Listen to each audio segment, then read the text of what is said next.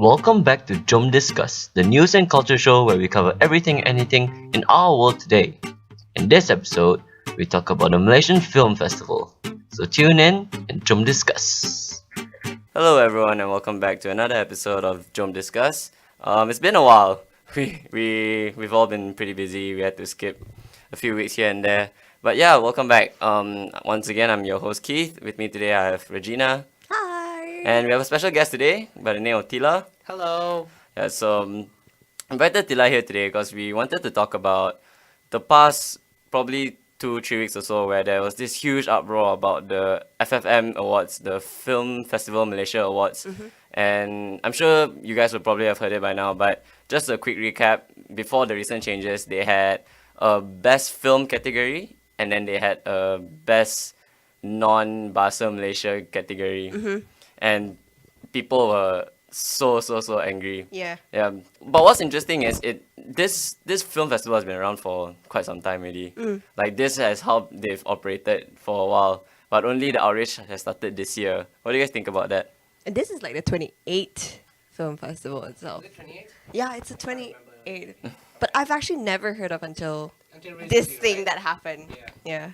Which is why some people are very happy that the fact that this controversy actually arose because people now know more about film industry in Yeah. Malaysia. Yeah.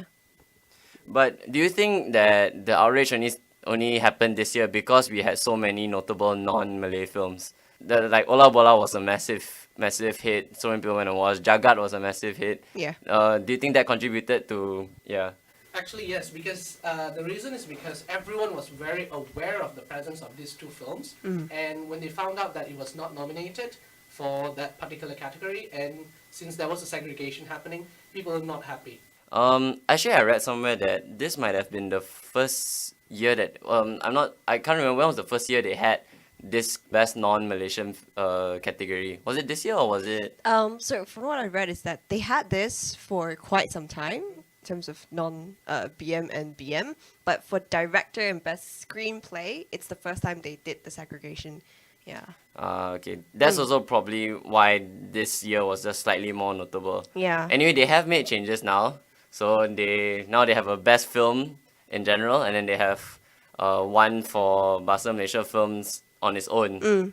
Yeah, they call it the best film in the national category. That makes sense to me. There's like the current format after the changes because, true enough, different languages, the style is different, writing is different. So you sometimes do have to judge them separately, just like how in the Oscars they have best international language category. That sort of makes sense to me. But of course, the opposite view was that FFM was always made to put our national films at the forefront, and that entitled putting our national language at the forefront. And that is what the supporters of FFM has been saying throughout this whole thing. So they were saying that because like they don't want to go against the federal constitution because it states the national language. But I feel that it's a little bit exaggerated though, saying that we're going against the federal constitution. I was telling Regina earlier when we were talking, the fact that back then when FFM first started, we only had like Malaysian films in the Malay language. We rarely had any Mandarin films, we rarely had any Chinese films or even Tamil films. Everything, especially since the first film in Malaysia that was really famous called Laila Majnun. So since then, everything was in Malay. But only very recently that every other different language in Malaysia started to Yeah. come up with their own type of film mediums. So I wouldn't say that it's something that is their fault mainly because they had pressure from the government as well. Because the government wanted to promote National the language. national language. So there was some ideology, conflict and everything between FFM and also the federal constitution.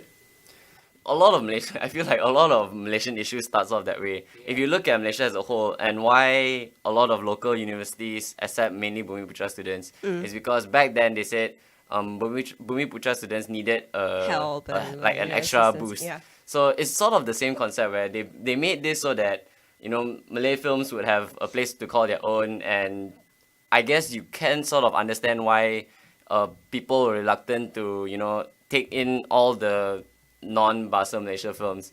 But I guess people are trying to say that if you don't give them recognition in your own country, you would eventually all these films will eventually have to go overseas to look for the respect they deserve. Like Kid from the Big Apple, for example, it only got really big because it won an award overseas. Yeah. Yeah, so if we have to count on awards overseas to recognize our films, like that's not a good look for us. I think even the journey itself, I think they won like and A lot of awards outside. yeah, they were outside but maybe with this change itself, I think it would actually help and encourage a lot more local directors, despite their race, to come up with like better films as well. Exactly. To be fair, not all Malay films are also getting good reception in Malaysia. Like for example, there was this movie called Bunuhan that was very, very famous outside of Malaysia, but not in Malaysia. When I asked Malaysian friends who are Malay, they themselves do not know what Bunuhan is, but it received a lot of nomination outside.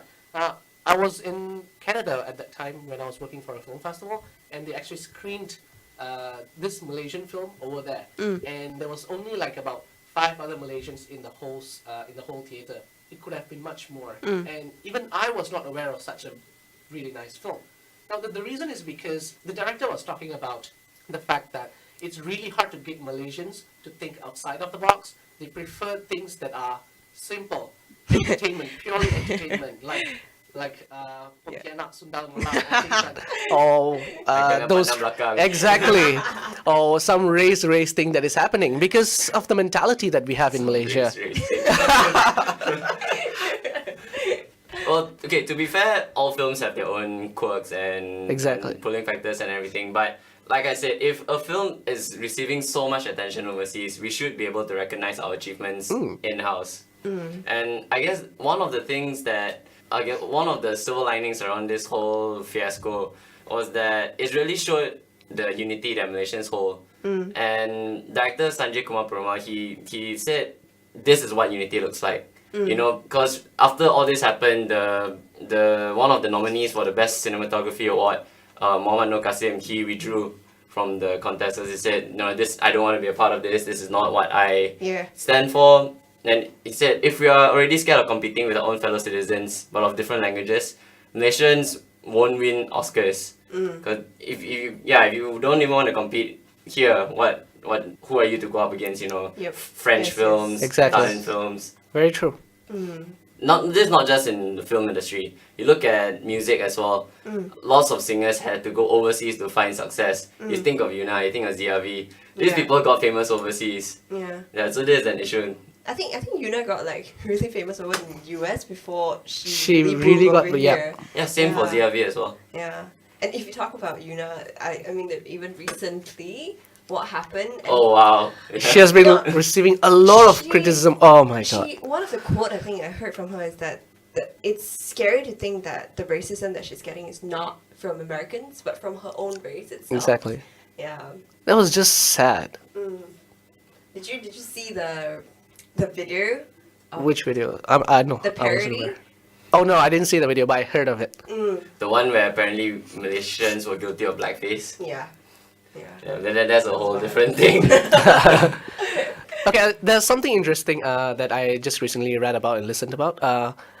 Since we're talking about Malaysian films, right? Hassan Muttalib, he's a very famous Malaysian critic. So he was saying that we talk about Malaysian films, but what is actually a Malaysian film? So do we say it's a Malay film? Do we say it's a Chinese film? Do we say that it's an Indian film?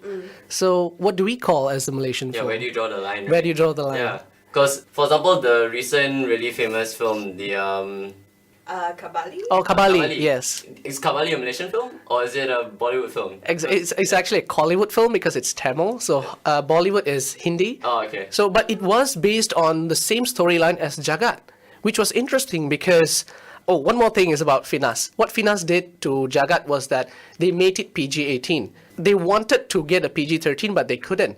But Kabali, on the other hand, which had a lot more violence, they got a 13, which was very weird because how did they do that? It's almost the same type of storyline.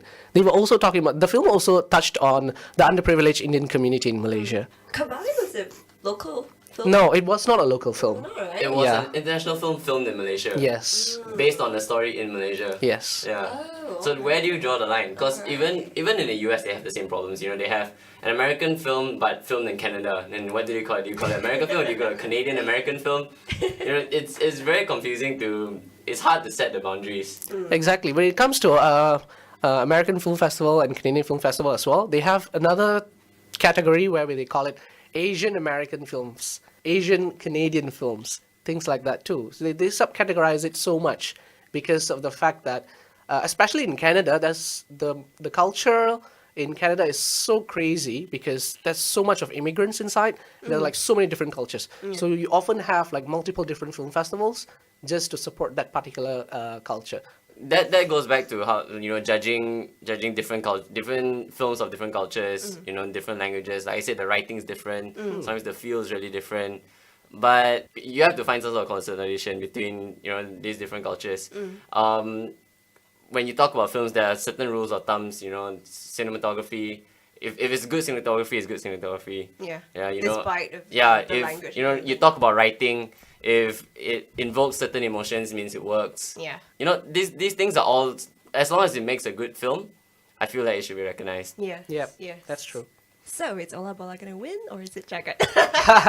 I would say Ola Bola because from the way that they brought up the movie to unite a lot of Malaysians, like I watched it like 3 times. I was telling Regina earlier. Yeah, I watched it 3 times, and every single time I saw people, especially during the last scene where the Negaraku was almost the people were standing up actually. Every time, every single time, the 3 times that I watched, people actually stood up. Doesn't care was it a Chinese, Indian, or Malay. Everybody stood up to sing or just pay respect to the song. But I was so surprised because this film could do that Yeah. to the Malaysians, to unite the Malaysian for their national song. But the mandatory Negaraku during the Bulan Kemerdekaan never works to do that. Now, what's the reason?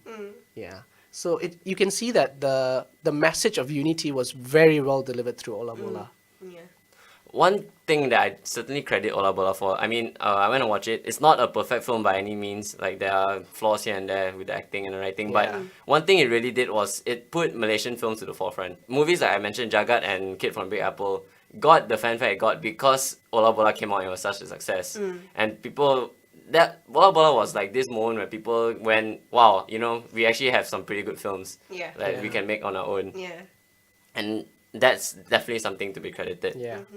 What are you? Is there any local films that you are looking forward to? What that you other know other of? local films are coming up? Oh, that's a new film called I think it's called Interchange.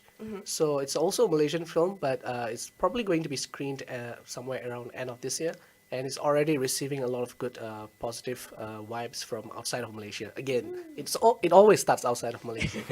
Yeah, it's a sci-fi story kind of thing where it's about a serial killer. Interchange. Yeah, Interchange. Okay. Cool. Listeners, there's your cue. All right, yeah. So thank you very much for listening. Thank you, Thila, for coming along. No problem. Yeah, it's been great having you. Let us know what you think about all of this.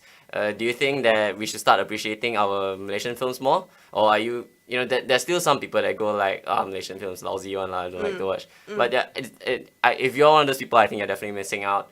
Definitely check out the films that we have here.